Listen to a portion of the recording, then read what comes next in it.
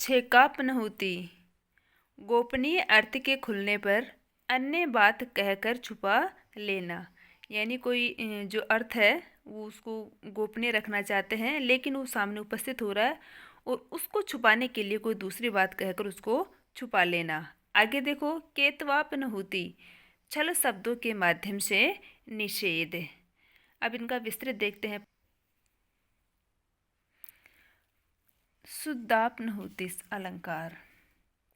इस अलंकार में उपमेय का निषेध कर उपमान के अभेद की स्थापना की जाती है। जैसे, नहीं सुधांशु यह है सखी, नभ गंगा को कंज।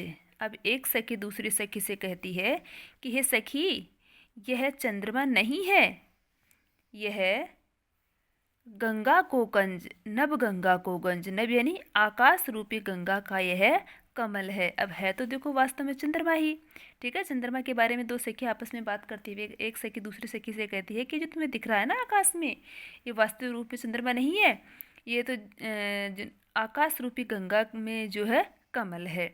तो देखो यहाँ पर उपमेय है ना, चंद्रमा है ना। तो चंद्रमा की वैसे तो उपमा है ना कमल से की जा रही है, लेकिन कमल से इसकी उपमा करने से पहले इसका निषेध कर दिया। निषेध यानी मना कर दिया कि नहीं, ये चंद्रमा नहीं है। ठीक है, अब मना करने के बाद में भी जिसके साथ में इसका जो है उपमान दिया जा रहा है, तुलना की जा रही है, उसके साथ में इसका अभेद संबंध स्थापित किया जा रहा है। इसी प्रकार देखो, अच्छा इसका अर्थ, यहाँ चंद्रमा का निषेध कर गंगा के कमल की स्थापना कर कमल का चंद्रमा पर आरोप किया गया है तथा अभेद भी है। अभेद किसमें? चंद्रमा और कमल में अभेद भी स्थापित किया गया। अन्य उदाहरण देखो, नहीं सखी राधा मुख यह है पूनों को चंद।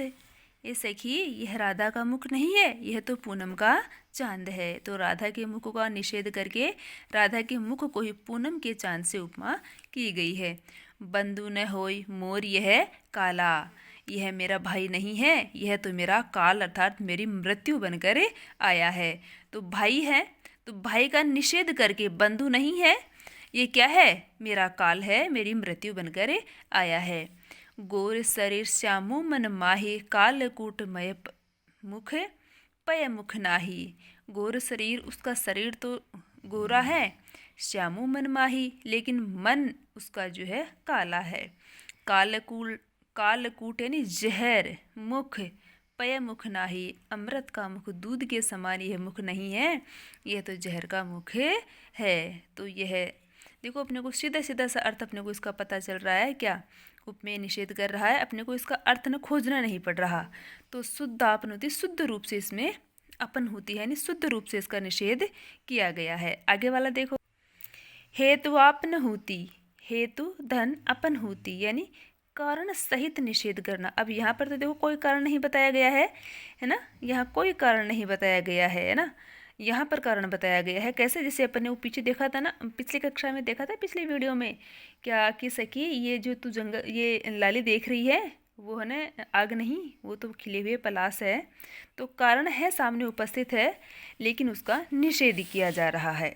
कैसे? देखो, पहले इसकी परिभाषा देख लो। हेतुआपनहुति, कारण सहित निषेध शाब्दिक अर्थ और परिभाषा है, जहाँ उपमेय का सहेतुक निषेध कर उपमान की अभेद रूप में स्थापना की जाती है, वहाँ हेतुआपनहुति अलंकार होता है।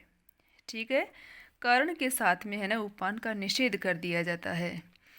रात मांझ रवि नहीं होत, शशि नहीं तीव्र सुलाग, उठी लखन अवलोक ये वारिधि की बड़े वाग।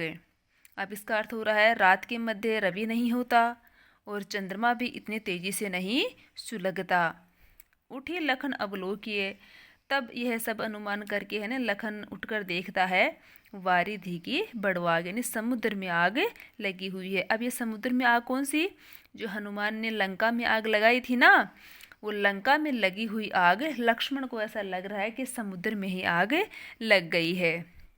तो देखो, कारण भी दिया गया है क्या कि रात को है ना चंद्रमा भी जो है सूर्य भी रात को नहीं आता और चंद्रमा आता है तो इतनी तीव्रता से नहीं सुलगता जितनी तीव्रता से वो अग्नि की लपटें उधर आ रही है।